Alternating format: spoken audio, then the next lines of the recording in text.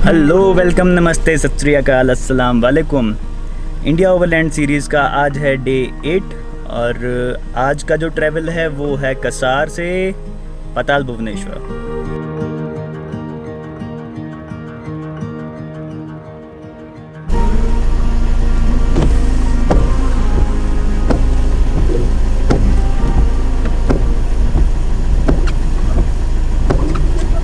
तो जी आज का जो सफ़र है वो है हमारा कसार से लेके और पताल भुवनेश्वर जाने का। तो हम रास्ते में पास करेंगे सेरा घाट, बैरी नाग होते हुए हम पहुंचेंगे पताल भुवनेश्वर को।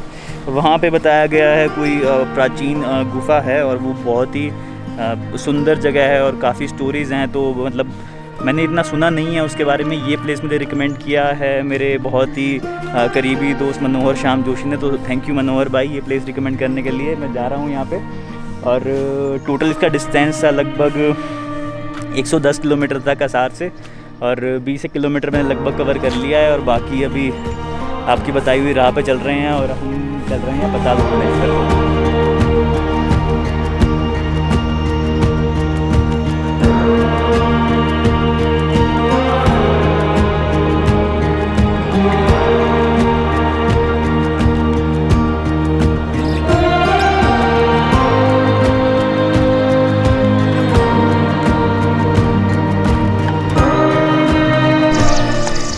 तो जी ब्रेकफास्ट के लिए एक छोटा सा होल्ट लिया है। यहाँ पीछे एक छोटा सा रेस्टोरेंट मिला और क्योंकि थोड़ा सा जल्दी निकला था कसार से, 9 साढ़े 9 निकला था, मेरे लिए जल्दी ही है तो वहाँ पे ब्रेकफास्ट नहीं कर पाया था, सिर्फ चाय पी के निकला था। तो ब्रेकफास्ट का प्रोग्राम है यहाँ पे और यहाँ थोड़ा सा उधर जाके एक थोड़ा सा पानी का स्रोत टाइप से है। तो वहाँ मेरा प्लान है कि थोड़ा सा गाड़ी को ही वॉश कर ले क्योंकि यार पूरे दिन इसी में ही पूरा ट्रिप इसी पे डिपेंडेंट है। ओवरलैंड इंडिया पूरा एक व्हीकल डिपेंडेंट ट्रिप है तो सारा ट्रैवल हम रोड से कर रहे हैं। तो जिसमें अब इतना टाइम स्पेंड कर रहा हूँ उसको तो कम से कम साफ़ रखें।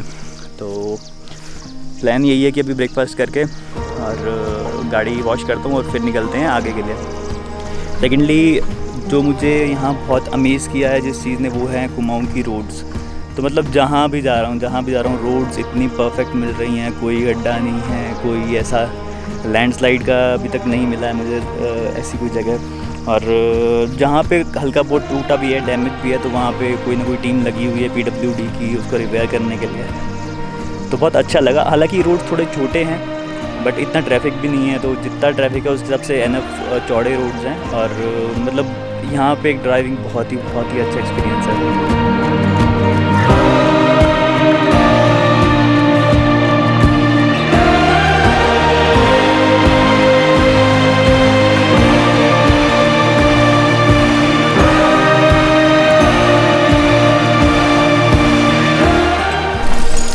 तो जी फर्स्ट क्लास खाना पीना हो गया, ब्रेकफास्ट बहुत बढ़िया हो गया। तंदूरी पराठा था, साथ में काले चने की सब्ज़ी और चटनी थी, यहाँ की कुमाऊनी चटनी थी बहुत ही स्वाद और साथ में सलाद और चाय तो बनती ही है।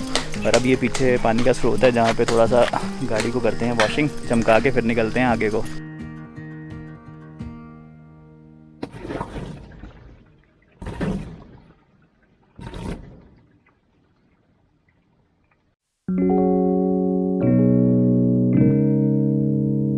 वैसे तो पानी को इस टाइम फ्रिज में लगाने की ज़रूरत है नहीं है क्योंकि हम आ गए हैं थोड़ी से हाई एल्टीट्यूड पे और मौसम ऑलरेडी बहुत ठीक ठाक हो गया है। बट बीच बीच में कहीं कहीं धूप आ जा रही है तो मन करता है ठंडा पानी पीने का और तब तक गर्म हो जाता है। तो इसलिए अभी के लिए थोड़ा पानी ठंडा होने के लिए रखते हैं। और वैसे माहौल बहुत सही है, रोड्स वगैरह बहुत सही चल रहे हैं। और ये देखो पीछे ऐसे नीचे यहाँ पे कोई नदी बह रही है, अभी मैं देख नहीं पाया मैप वगैरह में कि कौन सी नदी है ये, बट चेक करेंगे। और पीछे सही है, रोड्स यहाँ बहुत सही रहती हैं, दिखाया मैंने आपको रास्ते में भी। और ये रहा, ऐसे ही बीच में रुका था, पानी पीना था, प्यास लगी थी, तो चलो अपडेट करते हैं भाई लोगों को।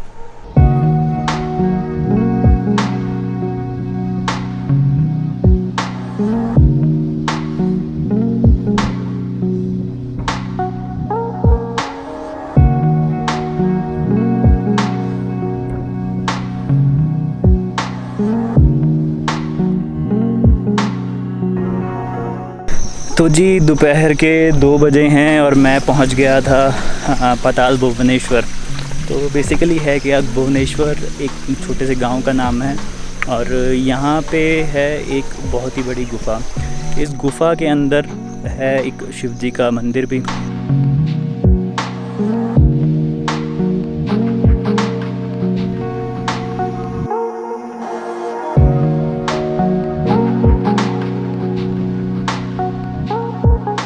तो इस जो ये गुफ़ा है इसकी लंबाई है लगभग 160 मीटर और गहराई है लगभग 90 फीट के आसपास। और ये लोकेटेड है इस भुवनेश्वर गांव में, जिसकी हाइट है अराउंड 1350 मीटर की। तो माना ये जाता है कि ये जो गुफ़ा है तो इसमें 33 करोड़ देवी देवताओं का वास था। और अभी भी जो गुफ़ा के अंदर पतली सुरंगें हैं तो इसमें जो देवी देवता हैं, काफ़ी देवी देवताओं की छवि देखी जा सकती है। तो मैं पहुंचा था यहाँ पे इस गांव में, भुवनेश्वर गांव में, लेकिन अनफॉर्चुनेटली कोविड क्राइसिस के चलते इस मंदिर को बंद किया गया था और इसको अभी तक रीओपन नहीं किया गया है। तो मैंने पूछा यहाँ पे कुछ लोकल गांव वालों से, तो उन्होंने मुझे बताया कि अभी तक उनके पास ऐसे कुछ ऑर्डर्स नहीं आए हैं कि इसको रीओपन करने के। और मानसून में ये वैसे भी बंद रहती है क्योंकि अंदर बहुत ह्यूमिडिटी हो जाती है। लेकिन ये गुफ़ा है बहुत ही अच्छी। और सेकेंडली यहाँ से बहुत ही सुंदर नज़ारा भी दिखाई देता है हायर हिमालयाज़ का। यहाँ से नंदा घूटी और नंदा देवी और काफ़ी शायद माउंट त्रिशूल और एक दो और पीक्स हैं जो बड़ी उनका भी काफ़ी सुंदर नज़ारा देखने को मिलता है। लेकिन अभी सब क्लाउडी है तो नहीं देख पा रहा हूँ। लेकिन अभी हम कुमाऊँ में बहुत अंदर तक जाने वाले हैं तो कहीं ना कहीं तो मिलेगा ही हमें क्लियर नज़ारा। तो वहाँ से आपको उन पीक्स के दर्शन भी कराएंगे ज़रूर। बट अभी मैं जा रहा हूँ उस गुफ़ा के बाहर तक, तो बाहर से देखते हैं कि कुछ दिख पाए तो, और उसके बाद फिर हम चलेंगे आगे को।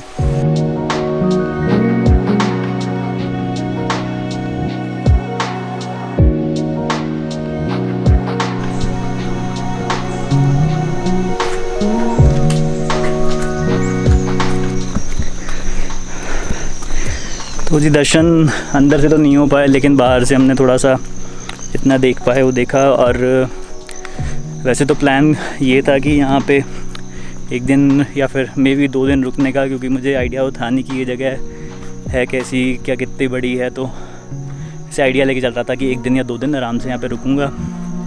लेकिन अब यहाँ पे सब कुछ बंद है, होटल्स वगैरह भी हैं, गेस्ट हाउसेस हैं, सब बंद है। लेकिन और KMVN का भी है। तो KMVN is Kumaon Mandal Vikas Nigam, government या फिर कुछ सेमी गवर्नमेंट गेस्ट हाउसेस होते हैं ये पूरे कुमाऊँ रीजन में, और गढ़वाल रीजन में होते हैं GMVN गढ़वाल मंडल विकास निगम के। तो अब यहाँ पे रुकने का मतलब तो है नहीं, तो देखता हूँ नेक्स्ट कहाँ जा सकते हैं और कहाँ पे स्टे कर सकते हैं। मिलते हैं।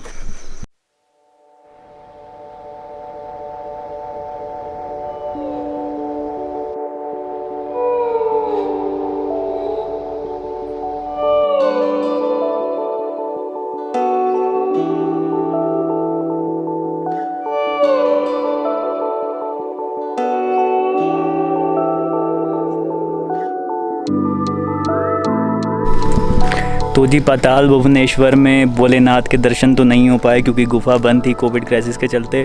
तो उससे थोड़ी ही दूरी पे लोकेटेड है गंगोली हाट। गंगोली हाट एक छोटा सा गांव, और यहाँ पे है एक काली माँ का बहुत ही प्रसिद्ध मंदिर।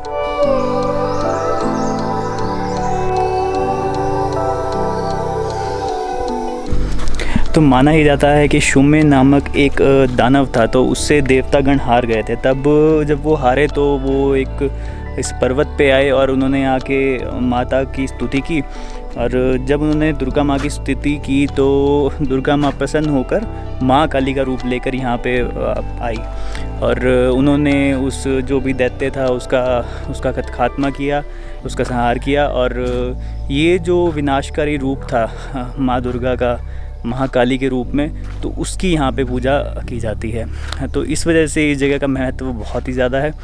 और दूसरा ये कि जब महर्षि शंकराचार्य तो जब वो केदारनाथ यात्रा कर रहे थे तो वो भी यहाँ पे रुके थे, और उन्होंने भी यहाँ पे महाकाली के लिए पाठ किया था। और ये जगह वैसे तो बहुत ही पॉपुलर है क्योंकि महाकाली का एक बहुत ही बड़ा मंदिर है और ये पूरा मंदिर एक देवदार के जंगल के अंदर है। गांव भी है आसपास और आसपास घना देवदार का जंगल है, तो बहुत ही खूबसूरत अनुभव होता है यहाँ पे आके। तो यहाँ पे आने का एक बहुत अच्छे समय है जब हाथकाली का मेला लगता है, तो उस मेले को अटेंड करने के लिए लोग बहुत दूर दूर से यहाँ पे आते हैं और महाकाली के दर्शन करते हैं। तो जी 200 किलोमीटर की लंबी ड्राइव और डे 8 को एंड करता हुआ मैं आ गया हूँ पिथौरागढ़ में। अब आप ये सोच रहे होंगे कि पिथौरागढ़ कैसे पहुँच गया, ये तो बकेट लिस्ट पे था ही नहीं।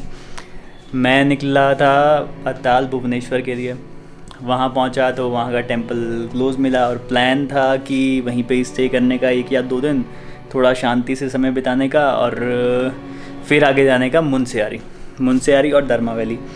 बट सीन वो हुआ कि पाताल भुवनेश्वर का टेंपल बंद मिला, वहाँ पे जो एकोमोडेशन थी वो भी ऑलमोस्ट बंद ही थी, अगर होती भी तो रुकने का कोई फ़ायदा था नहीं। और फिर जो हमने देखा माँ काली का मंदिर, तो वो तो एक ऐड ऑन था, चलो वो तो करना ही था। तो बेसिकली प्लान था ऊपर की तरफ जाने का, तो मुनस्यारी की तरफ जाने का। तो मुनस्यारी की तरफ जाने के लिए 2 रास्ते हैं।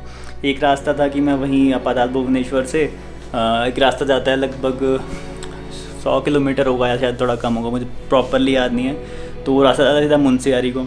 एक रास्ता जाता है पिथौरागढ़ होके। तो पिथौरागढ़ वाला रास्ता हालांकि बहुत लंबा पड़ता है, but I don't know why मुझे इंट्यूशन आई कि I should go to Pithoragarh. आज के लिए पास था, अगर मैं डायरेक्ट मुनस्यारी जाता तो वो थोड़ा दूर पड़ता, क्योंकि टाइम भी काफ़ी हो गया था, 3, 2, ढाई 3 तो मुझे वहीं बच गए थे पाताल भुवनेश्वर में। तो वहाँ पहुँच पाना बहुत मुश्किल था। और मुनस्यारी वैसे भी एक छोटा गांव है और ज़्यादा कुछ, अगर रात को लेट पहुँचूँ, कुछ बुकिंग है नहीं तो प्रॉब्लम हो सकती है। तो इसलिए टू बी सेफ साइड मैं आया पिथौरागढ़ में। और कुछ मेरा मन भी था कि चलो पिथौरागढ़, नाम बहुत सुना था। एक्चुअली ज़्यादा टूरिस्टी सिटी नहीं है, बट स्टिल हमारा तो जो इंडिया ओवरलैंड का प्लान है उसमें हम खाली टूरिस्टिक सिटी नहीं जाते, उसमें हम अलग सी जगह पे एक्सप्लोर करते हैं। जो नॉन टूरिस्टिक है उसको भी हम टूरिस्टिक बना देते हैं। तो अभी मैं पहुंचा हूँ पिथौरागढ़ में।